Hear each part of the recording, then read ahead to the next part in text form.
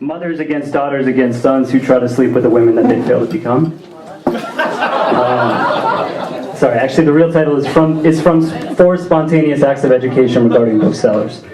1. In the Confessions of St. Augustine, the author recalls that one of his greatest lessons was seeing a man quietly reading to himself in a courtyard in Ostia, thereby marking the first time in recorded history that a man moved his lips to the words on a page, squinting his eyes to a private music that was better suited to the wrinkles of his body. 2. It is true that long before the proliferation of books, the Greeks and the Romans considered intelligence to be located in the flesh, someplace between the heart and the voice box, rather than in the brain, which is silent. 3.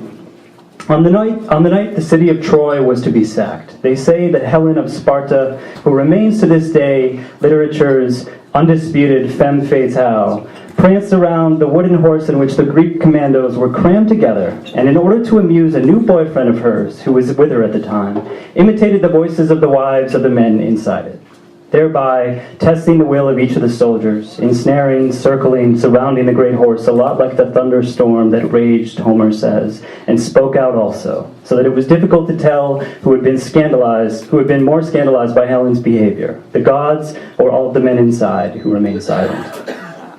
4. Remember, if there can be lightning so slow and tender that you can die from it, then this is what dying deprives you of. And this is what I imagine Helen might have said to the soldiers, were Helen a poet and not, well, a heartless horse of a bitch in Homer's words. 4th and final act of education regarding booksellers.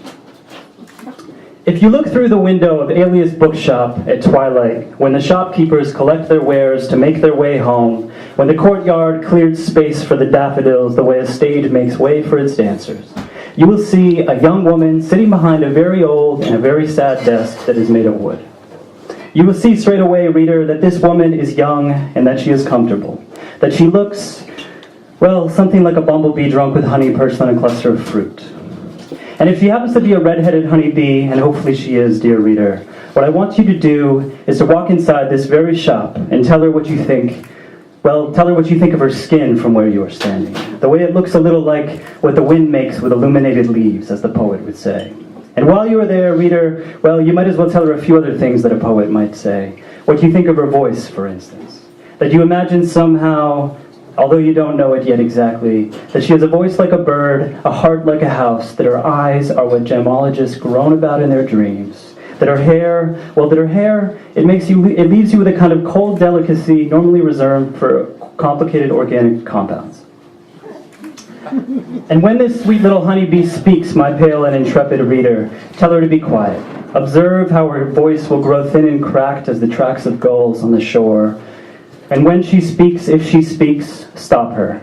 Cast your sad nets on her oceanic eyes. Tell her that her breath is for sparrows to wander in, that her back is spied by expert architects for future waterfalls, that you want to clasp her in your arms the way her words climb all over you, as me, from a long way off.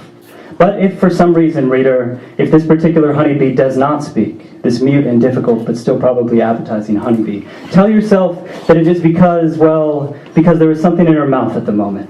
A piece of cheese, maybe, the rind of an apple, a sweet, sweet cherry. And tell yourself it is because she is a soldier of this music, holding out for the right time to break out of her body and blossom, to lay siege to your city, which has always been, let's face it, more or less conquerable.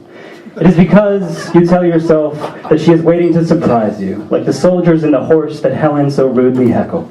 And if she doesn't speak, well, go tell her again, for Christ's sakes. Only this time, put some heart into it, won't you?